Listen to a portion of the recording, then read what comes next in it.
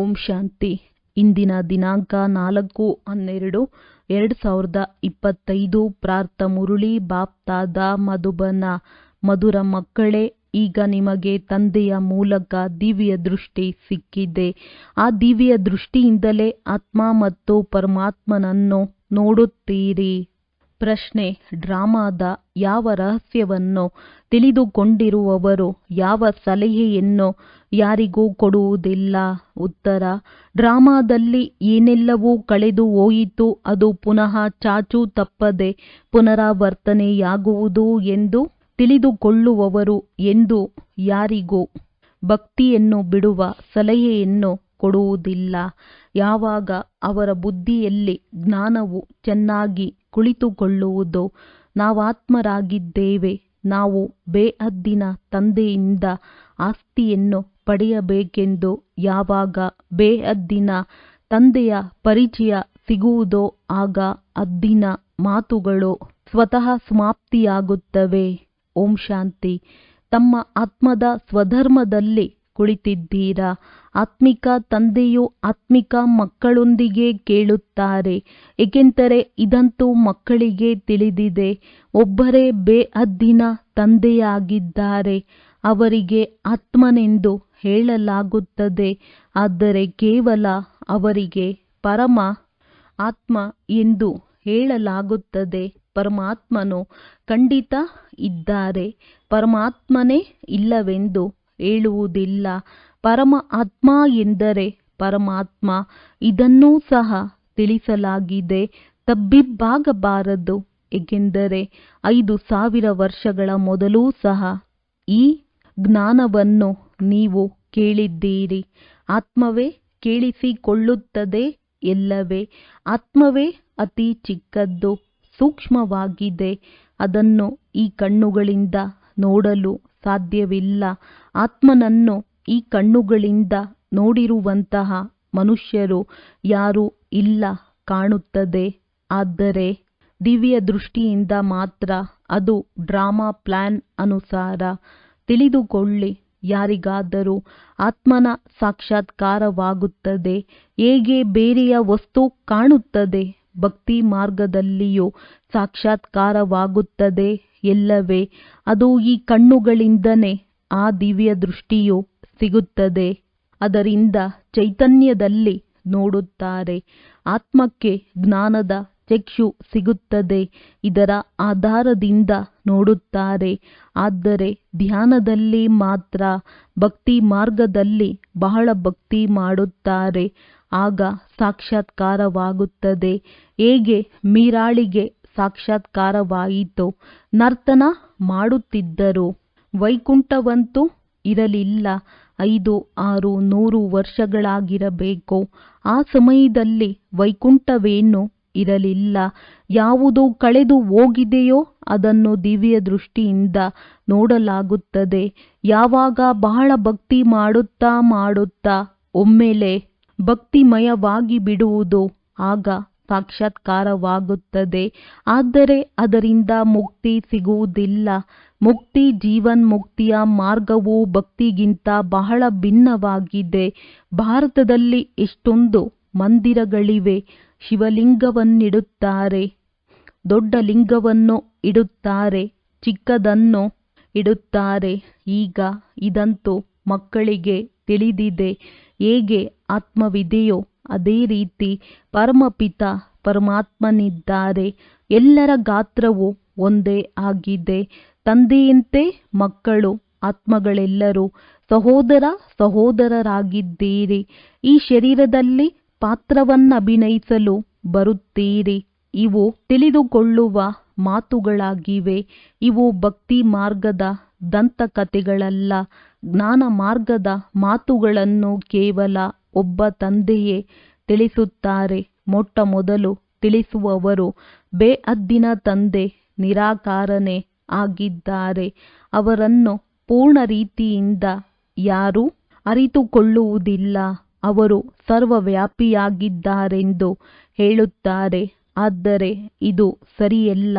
ತಂದೆಯನ್ನು ಕೂಗುತ್ತಾರೆ, ಬಹಳ ಪ್ರೀತಿಯಿಂದ ಕರೆಯುತ್ತಾರೆ.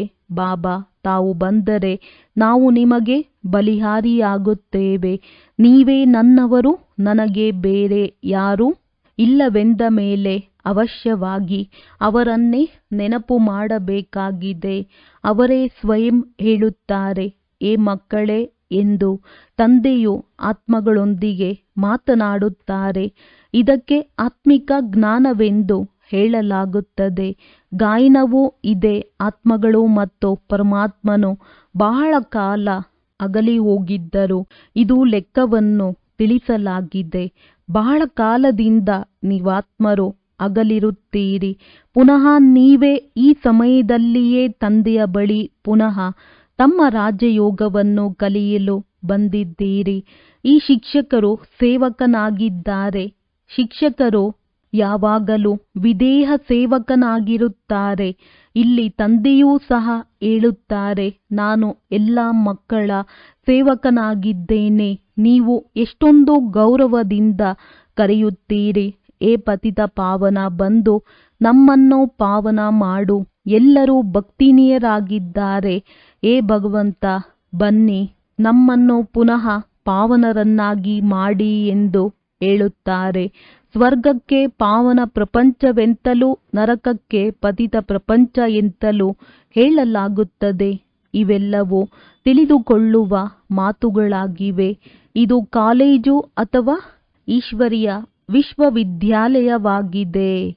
ಮನುಷ್ಯರಿಂದ ದೇವತೆಗಳಾಗುವುದು ಇದರ ಗುರಿ ಧ್ಯೇಯವಾಗಿದೆ. ನಾವು ಈ ರೀತಿಯಾಗಬೇಕೆಂದು ಮಕ್ಕಳು ನಿಶ್ಚಯ ಮಾಡಿಕೊಳ್ಳುತ್ತೀರಿ. ಯಾರಿಗೆ ನಿಶ್ಚಯವೇ ಇರುವುದಿಲ್ಲವೋ ಅವರು ಶಾಲೆಯಲ್ಲಿ ಕುಳಿತುಕೊಳ್ಳುವರೇ. ಗುರಿ ಧ್ಯೇಯವಂತೂ ಬುದ್ಧಿಯಲ್ಲಿದೆ. ನಾವು ಬ್ಯಾರಿಸ್ಟರ್ ಅಥವಾ ಡಾಕ್ಟರ್ ಆಗುತ್ತೇವೆಂದು. ಆದ್ದರಿಂದ ಓದುತ್ತಾರಲ್ಲವೇ. ನಿಶ್ಚಯವೇ ಇಲ್ಲವೆಂದರೆ ಅವರು ಬರುವುದೇ ಇಲ್ಲ. ನಾವು ಮನುಷ್ಯರಿಂದ ದೇವತೆ, ನರನಿಂದ ನಾರಾಯಣನಾಗುತ್ತೇವೆಂದು ನಿಮಗೆ ನಿಶ್ಚಯವಿದೆ.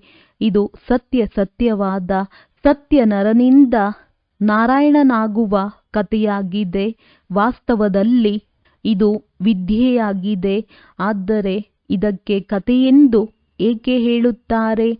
ಏಕೆಂದರೆ 5000 ವರ್ಷಗಳ ಮೊದಲು ಸಹ ಕೇಳಿದ್ದೀರಿ. ಅದು ಕಳೆದು ಹೋಗಿದೆ. ಕಳೆದು ಓದುವುದಕ್ಕೆ ಕಥೆಯೆಂದು ಹೇಳಲಾಗುತ್ತದೆ.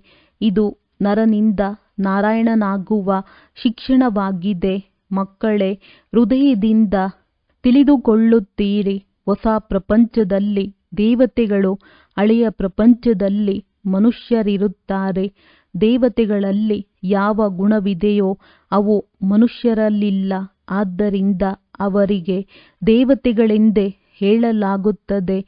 ಮನುಷ್ಯರು ದೇವತೆಗಳ ಮುಂದೆ ಹೋಗಿ ನಮನ ಮಾಡುತ್ತಾರೆ. ತಾವು ಸರ್ವಗುಣ ಸಂಪನ್ನರಾಗಿದ್ದೀರಿ ಮತ್ತು ತಮಗೆ ನಾವು ನೀಚರು, ಪಾಪಿಗಳಾಗಿದ್ದೇವೆ ಎಂದು ಹೇಳಿಕೊಳ್ಳುತ್ತಾರೆ. ಮನುಷ್ಯರೇ ಹೇಳುತ್ತಾರೆ, ದೇವತೆಗಳು ಸತ್ಯಯುಗದಲ್ಲಿದ್ದರೂ ಕಲಿಯುಗದಲ್ಲಿರಲು ಸಾಧ್ಯವಿಲ್ಲ.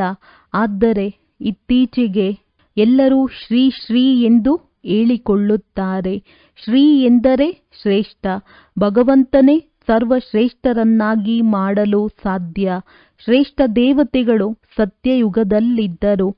ಈ ಸಮಯದಲ್ಲಿ ಯಾವ ಮನುಷ್ಯರು ಶ್ರೇಷ್ಠರಿಲ್ಲ.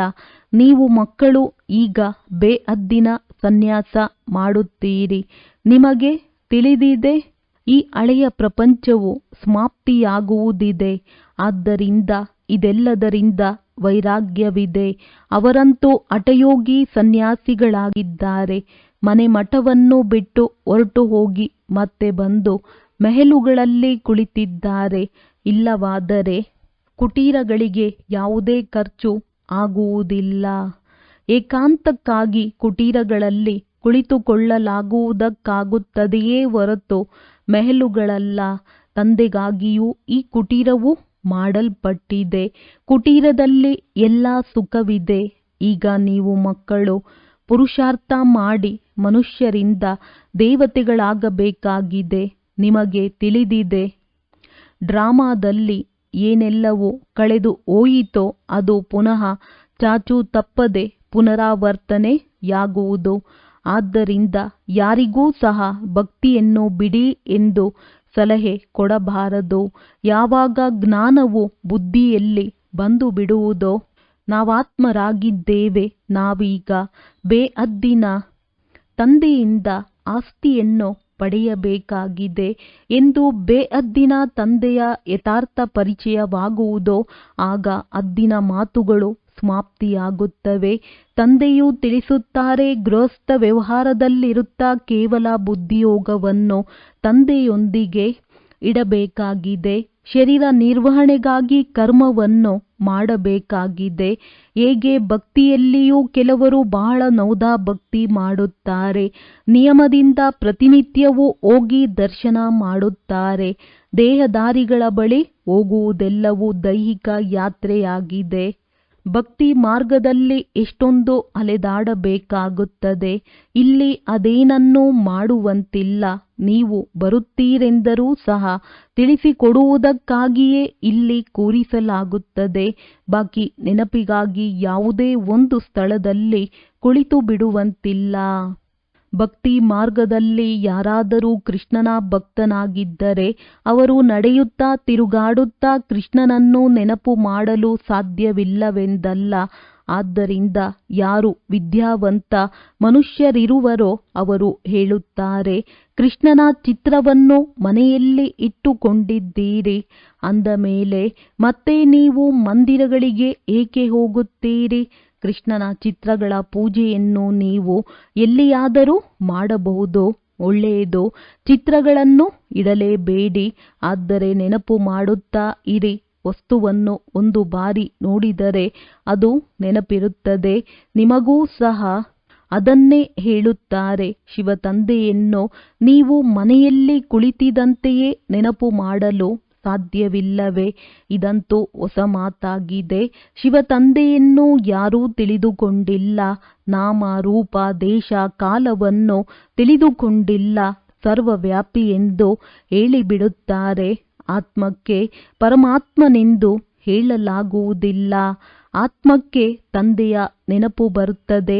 ಆದರೆ ತಂದೆಯನ್ನು ಅರಿತುಕೊಂಡಿಲ್ಲವೆಂದರೂ 7 ದಿನಗಳ ಕಾಲ ತಿಳಿಸಲಾಗುತ್ತದೆ. ತಂದೆಯು ಜ್ಞಾನಸಾಗರನಲ್ಲವೇ? ಎಷ್ಟೊಂದು ಸಮಯದಿಂದ ಕೇಳುತ್ತಾ ಬಂದಿದ್ದೀರಿ, ಏಕೆಂದರೆ ಜ್ಞಾನವಿದೆಯಲ್ಲವೇ? ನಿಮಗೆ ತಿಳಿದಿದೆ. ಮನುಷ್ಯರಿಂದ ದೇವತೆಗಳಾಗುವ ಜ್ಞಾನವು ನಮಗೆ ಸಿಗುತ್ತಿದೆ ಮತ್ತು ತಂದೆಯು ತಿಳಿಸುತ್ತಾರೆ, ನಾನೇ ನಿಮಗೆ ಹೊಸ ಹೊಸ ಗುಹ್ಯ ಮಾತುಗಳನ್ನು ತಿಳಿಸುತ್ತೇನೆ. ನಿಮಗೆ ಮುರುಳಿ ಸಿಗಲಿಲ್ಲವೆಂದರೆ ನಿಮಗೆ ಎಷ್ಟೊಂದು ಚಡಪಡಿಸುತ್ತೀರಿ. ತಂದೆಯು ತಿಳಿಸುತ್ತಾರೆ, ನೀವು ತಂದೆಯನ್ನಂತೂ ನೀವು ನೆನಪು ಮಾಡಬಹುದು. ಮುರುಳಿಯನ್ನು ಓದುತ್ತೀರಿ, ಆದರೂ ಮರೆತು ಹೋಗುತ್ತೀರಿ. ಮೊಟ್ಟ ಮೊದಲು ಇದನ್ನು ನೆನಪು ಮಾಡಬೇಕಾಗಿದೆ. ನಾನಾತ್ಮ ಆಗಿದ್ದೇನೆ, ಅತಿ ಚಿಕ್ಕ ಬಿಂದುವಾಗಿದ್ದೇನೆ. ಆತ್ಮವನ್ನು ಅರಿತುಕೊಳ್ಳಬೇಕಾಗಿದೆ. ಇವರ ಆತ್ಮವು ಬಂದು ಇನ್ನೊಬ್ಬರಲ್ಲಿ ಪ್ರವೇಶ ಮಾಡಿತು ಎಂದು ಹೇಳುತ್ತಾರೆ. ನಾವಾತ್ಮಗಳು ಜನ್ಮವನ್ನು ಪಡೆಯುತ್ತಾ ಪಡೆಯುತ್ತಾ ಈಗ ಪತಿತ ಅಪವಿತ್ರರಾಗಿದ್ದೇವೆ. ಮೊದಲು ನೀವು ಪವಿತ್ರ ಗೃಹಸ್ಥ ಧರ್ಮದವರಾಗಿದ್ದೀರಿ. ಲಕ್ಷ್ಮೀ ನಾರಾಯಣರಿಬ್ಬರು ಪವಿತ್ರರಾಗಿದ್ದರು, ನಂತರ ಇಬ್ಬರು ಅಪವಿತ್ರರಾದರು, ಪುನಃ ಇಬ್ಬರು ಪವಿತ್ರರಾಗುತ್ತಾರೆ. ಅಂದ ಮೇಲೆ ಅಪವಿತ್ರರಿಂದ ಪವಿತ್ರರಾದರೆ ಅಥವಾ ಪವಿತ್ರ ಜನ್ಮವನ್ನು ಪಡೆದರೆ ತಂದೆಯು ತಿಳಿಸುತ್ತಾರೆ, ಹೇಗೆ ನೀವು ಪವಿತ್ರರಾಗಿದ್ದೀರಿ ಮತ್ತೆ ವಾಮ ಮಾರ್ಗದಲ್ಲಿ ಹೋಗುವ ಕಾರಣ ಅಪವಿತ್ರರಾಗಿದ್ದೀರಿ. ಪೂಜಾರಿಗಳಿಗೆ ಅಪವಿತ್ರರು, ಪೂಜ್ಯರಿಗೆ ಪವಿತ್ರರೆಂದು ಹೇಳುತ್ತಾರೆ. ಇಡೀ ವಿಶ್ವದ ಇತಿಹಾಸ ಭೂಗೋಳವು ನಿಮ್ಮ ಬುದ್ಧಿಯಲ್ಲಿದೆ. ಯಾರು ಯಾರು ರಾಜ್ಯ ಮಾಡುತ್ತಿದ್ದರು, ಅವರಿಗೆ ಹೇಗೆ ರಾಜ್ಯವು ಸಿಕ್ಕಿತು ಎಂಬುದನ್ನು ನೀವು ತಿಳಿದುಕೊಂಡಿದ್ದೀರಿ. ಮತ್ಯಾರೂ ತಿಳಿದುಕೊಂಡಿಲ್ಲ. ನಿಮ್ಮ ಬಳಿಯೂ ಮೊದಲು ರಚಯಿತ ಮತ್ತು ರಚನೆಯ ಆದಿ ಮಧ್ಯ ಅಂತ್ಯದ ಜ್ಞಾನವೂ ಇರಲಿಲ್ಲ. ಅಂದರೆ ನಾಸ್ತಿಕರಾಗಿದ್ದೀರಿ, ತಿಳಿದುಕೊಂಡಿರಲಿಲ್ಲ. ನಾಸ್ತಿಕರಾಗುವುದರಿಂದ ಎಷ್ಟೊಂದು ದುಃಖಿಯಾಗಿ ಬಿಡುತ್ತೀರಿ. ನೀವೀಗ ಈ ದೇವತೆಗಳಾಗಲು ಇಲ್ಲಿಗೆ ಬಂದಿದ್ದೀರಿ. ಅಲ್ಲಿ ಎಷ್ಟೊಂದು ಸುಖವಿರುತ್ತದೆ. ದೈವಿ ಗುಣಗಳನ್ನು ಇಲ್ಲಿ ಧಾರಣೆ ಮಾಡಿಕೊಳ್ಳಬೇಕಾಗಿದೆ. ಪ್ರಜಾಪಿತ ಬ್ರಹ್ಮನ ಸಂತಾನರು ಸಹೋದರ ಸಹೋದರಿಯರಾದರಲ್ಲವೇ? ಅಂದ ಮೇಲೆ ಕುದೃಷ್ಟಿಯೂ ಇರಬಾರದು. ಇದರಲ್ಲಿಯೇ ಪರಿಶ್ರಮವಿದೆ. ಕಣ್ಣುಗಳು ಬಹಳ ಮೋಸಗಾರನಾಗಿವೆ. ಎಲ್ಲ ಅಂಗಾಂಗಗಳಿಗಿಂತಲೂ ಈ ಕಣ್ಣುಗಳೇ ಮೋಸಗಾರನಾಗಿವೆ. ಅರ್ಧಕಲ್ಪ ನಿರ್ವಿಕಾರಿ, ಅರ್ಧಕಲ್ಪ ವಿಕಾರಿಯಾಗಿರುತ್ತೀರಿ. ಸತ್ಯಯುಗದಲ್ಲಿ ವಿಕಾರಿಯಾಗಿರುವುದಿಲ್ಲ. ಕಣ್ಣುಗಳು ವಿಕಾರಿಯಾದಾಗ ಅಸುರರೆಂದು ಕರೆಸಿಕೊಳ್ಳುತ್ತಾರೆ. ಸ್ವಯಂ ತಂದೆಯೇ ತಿಳಿಸುತ್ತಾರೆ, ನಾನು ಪತಿತ ಪ್ರಪಂಚದಲ್ಲಿ ಬರುತ್ತೇನೆ. ಯಾರು ಪತಿತರಾಗಿದ್ದಾರೆಯೋ ಅವರೇ ಪಾವನರಾಗಬೇಕಾಗಿದೆ. ಇವರು ತಮ್ಮನ್ನು ಭಗವಂತನೆಂದು ಕರೆಸಿಕೊಳ್ಳುತ್ತಾರೆಂದು ಮನುಷ್ಯರು ಹೇಳುತ್ತಾರೆ. ವೃಕ್ಷದ ಚಿತ್ರದಲ್ಲಿ ನೋಡಿ, ಒಮ್ಮೆಲೆ ತಮೋಪ್ರಧಾನ ಪ್ರಪಂಚದ ಅಂತಿಮದಲ್ಲಿ ನಿಂತಿದ್ದಾರೆ. ಮತ್ತೆ ಅವರೇ ತಪಸ್ಸು ಮಾಡುತ್ತಿದ್ದಾರೆ. ಸತ್ಯಯುಗದಿಂದ ಲಕ್ಷ್ಮೀ ನಾರಾಯಣರ ರಾಜಧಾನಿಯು ನಡೆಯುತ್ತದೆ. ಈ ಲಕ್ಷ್ಮೀ ನಾರಾಯಣರಿಂದಲೇ ಸಂವತ್ಸರವು ಆರಂಭವಾಗುವುದು. ಆದ್ದರಿಂದ ತಂದೆಯು ತಿಳಿಸುತ್ತಾರೆ, ಲಕ್ಷ್ಮೀ ನಾರಾಯಣರ ರಾಜ್ಯದಲ್ಲಿ ತೋರಿಸುತ್ತೀರೆಂದರೆ ಬರೆಯಿರಿ. ಇವರ 1250 ವರ್ಷಗಳ ನಂತರ ತ್ರೇತಾಯುಗ ಬರುತ್ತದೆ.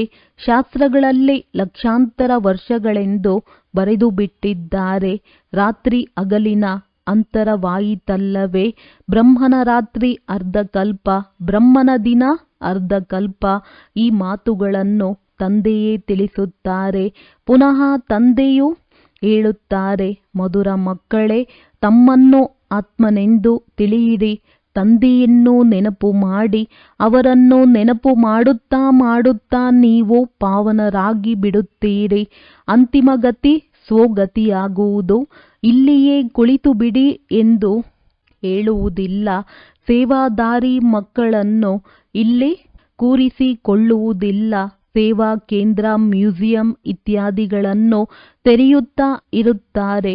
ಎಷ್ಟೊಂದು ಮಂದಿಗೆ ನಿಮಂತ್ರಣ ಪತ್ರಗಳನ್ನು ಹಂಚುತ್ತಾರೆ. ಬಂದು ಜನ್ಮಸಿದ್ಧ ಅಧಿಕಾರವಾದ ವಿಶ್ವದ ರಾಜ್ಯಭಾಗ್ಯವನ್ನು ತೆಗೆದುಕೊಳ್ಳಿ. ನೀವು ತಂದೆಯ ಮಕ್ಕಳಾಗಿದ್ದೀರಿ. ತಂದೆಯು ಸ್ವರ್ಗದ ರಚಯಿತನೆಂದ ಮೇಲೆ ನಿಮಗೂ ಸ್ವರ್ಗದ ಆಸ್ತಿ ಇರಬೇಕು. ತಂದೆಯು ತಿಳಿಸುತ್ತಾರೆ, ನಾನು ಒಂದೇ ಬಾರಿ ಸ್ವರ್ಗದ ಸ್ಥಾಪನೆ ಮಾಡಲು ಬರುತ್ತೇನೆ. ಒಂದೇ ಪ್ರಪಂಚವಾಗಿದೆ. ಇದರ ಚಕ್ರವು ಸುತ್ತುತ್ತಿರುತ್ತದೆ. ಮನುಷ್ಯರ ಅನೇಕ ಮತಗಳು, ಅನೇಕ ಮಾತುಗಳಿಗೆ ಎಷ್ಟೊಂದು ಮತಾಂತರಗಳಿವೆ. ಇದಕ್ಕೆ ಅದ್ವೈತ್ಯ ಮತವೆಂದು ಹೇಳಲಾಗುತ್ತದೆ. ವೃಕ್ಷವು ಎಷ್ಟು ದೊಡ್ಡದಾಗಿದೆ, ಎಷ್ಟೊಂದು ರೆಂಬೆ ಕೊಂಬೆಗಳು ಹರಡುತ್ತಿವೆ, ಎಷ್ಟೊಂದು ಧರ್ಮಗಳು ಹರಡುತ್ತಿವೆ. ಮೊದಲಂತೂ ಒಂದು ಮತ, ಒಂದು ರಾಜ್ಯವಿತ್ತು. ಇಡೀ ವಿಶ್ವದಲ್ಲಿ ಇವರ ರಾಜ್ಯವಿತ್ತು. ಇದು ಸಹ ಈಗ ನಿಮಗೆ ಅರ್ಥವಾಗಿದೆ. ನಾವೇ ಇಡೀ ವಿಶ್ವದ ಮಾಲೀಕರಾಗಿದ್ದೆವು. ನಂತರ 84 ಜನ್ಮಗಳನ್ನು ಭೋಗಿಸಿ ಕಂಗಾಲರಾಗಿದ್ದೇವೆ. ಈಗ ನೀವು ಕಾಲದ ಮೇಲೆ ಜಯ ಗಳಿಸುತ್ತೀರಿ. ಸತ್ಯಯುಗದಲ್ಲಿ ಅಕಾಲ ಮೃತ್ಯುವೆಂದು ಆಗುವುದಿಲ್ಲ. ಇಲ್ಲಂತೂ ನೋಡಿ, ಕುಳಿತಿದ್ದಂತೆಯೇ ಅಕಾಲ ಮೃತ್ಯುವಾಗುತ್ತಿರುತ್ತದೆ. 4 ಕಡೆ ಮೃತ್ಯುವಿದೆ. ಅಲ್ಲಿ ಈ ರೀತಿಯಾಗುವುದಿಲ್ಲ. ದೀರ್ಘಾಯಸ್ಸಿರುತ್ತದೆ. ಭಾರತದಲ್ಲಿ ಸುಖ, ಶಾಂತಿ, ಪವಿತ್ರತೆ ಇತ್ತು. 150 ವರ್ಷಗಳು ಆಯಸ್ಸಿತ್ತು. ಈಗ ನೋಡಿ ಆಯಸ್ಸು ಎಷ್ಟಿರುತ್ತದೆ. ಈಶ್ವರನು ನಿಮಗೆ ಯೋಗವನ್ನು ಕಲಿಸಿದ್ದರು. ಆದ್ದರಿಂದ ನಿಮಗೆ ಯೋಗೇಶ್ವರನೆಂದು ಹೇಳುತ್ತಾರೆ. ಅಲ್ಲಿ ಆ ರೀತಿ ಹೇಳುವುದಿಲ್ಲ. ಈ ಸಮಯದಲ್ಲಿ ನೀವು ಯೋಗೇಶ್ವರರಾಗಿದ್ದೀರಿ. ನಿಮಗೆ ಈಶ್ವರನು ರಾಜಯೋಗವನ್ನು ಕಲಿಸುತ್ತಿದ್ದಾರೆ. ನಂತರ ರಾಜರಾಜೇಶ್ವರರಾಗಬೇಕಾಗಿದೆ. ನೀವೀಗ ಜ್ಞಾನೇಶ್ವರರಾಗಿದ್ದೀರಿ. ನಂತರ ರಾಜೇಶ್ವರ ಅರ್ಥಾತ್ ರಾಜರಿಗೂ ರಾಜರಾಗುತ್ತೀರಿ. ಒಳ್ಳೆಯದು. ಮಧುರಾತಿ ಮಧುರ ಅಗಲಿ ಹೋಗಿ ಮರಳಿ ಸಿಕ್ಕಿರುವ ಮಕ್ಕಳ ಪ್ರತಿ ಮಾತ್ಪಿತಾ ಬಾಪ್ ತಾದಾರವರ ನೆನಪು, ಪ್ರೀತಿ ಹಾಗೂ ಸುಪ್ರಭಾತ. ಆತ್ಮಿಕ ಮಕ್ಕಳಿಗೆ ಆತ್ಮಿಕ ತಂದೆಯ ನಮಸ್ತೆ. ಧಾರಣೆಗಾಗಿ ಮುಖ್ಯ ಸಾರ: ದೃಷ್ಟಿಯನ್ನು ನಿರ್ವಿಕಾರಿಯನ್ನಾಗಿ ಮಾಡಿಕೊಳ್ಳುವ ಪರಿಶ್ರಮ ಪಡಬೇಕಾಗಿದೆ. ಬುದ್ಧಿಯಲ್ಲಿ ಸದಾ ಇರಲಿ, ನಾವು ಪ್ರಜಾಪಿತ ಬ್ರಹ್ಮನ ಮಕ್ಕಳು, ಸಹೋದರ ಸಹೋದರಿಯರಾಗಿದ್ದೇವೆ. ವಿಕಾರಿ ದೃಷ್ಟಿಯನ್ನಿಡಲು ಸಾಧ್ಯವಿಲ್ಲ. ಶರೀರ ನಿರ್ವಹಣಾರ್ಥವಾಗಿ ಕರ್ಮ ಮಾಡುತ್ತಾ ಬುದ್ಧಿಯೋಗವನ್ನು ಒಬ್ಬ ತಂದೆಯೊಂದಿಗೆ ಜೋಡಿಸಬೇಕಾಗಿದೆ. ಅದ್ದಿನ ಎಲ್ಲ ಮಾತುಗಳನ್ನು ಬಿಟ್ಟು ಬೇಅದ್ದಿನ ತಂದೆಯನ್ನು ನೆನಪು ಮಾಡಬೇಕಾಗಿದೆ. ಬೇಅದ್ದಿನ ಸನ್ಯಾಸಿಗಳಾಗಬೇಕಾಗಿದೆ. ವರದಾನ: ಬಾಬಾ ಶಬ್ದದ ಸ್ಮೃತಿಯಿಂದ ಕಾರಣವನ್ನು ನಿವಾರಣೆಯಲ್ಲಿ ಪರಿವರ್ತನೆ ಮಾಡುವಂತಹ ಸದಾ ಅಚಲ ಅಡೋಲ ಭವ. ಯಾವುದೇ ಪರಿಸ್ಥಿತಿಗಳು ಅದು ಬಲೆ ಏರುಪೇರಿನದ್ದೇ ಆಗಿರಲಿ, ಆದರೆ ಬಾಬಾ ಎಂದು ಹೇಳಿದ್ದೀರಿ ಮತ್ತು ಅಚಲರಾದಿರಿ. ಯಾವಾಗ ಪರಿಸ್ಥಿತಿಗಳ ಚಿಂತನೆಯಲ್ಲಿ ಹೊರಟು ಹೋಗುತ್ತೀರೆಂದರೆ ಕಷ್ಟದ ಅನುಭವವಾಗುತ್ತದೆ.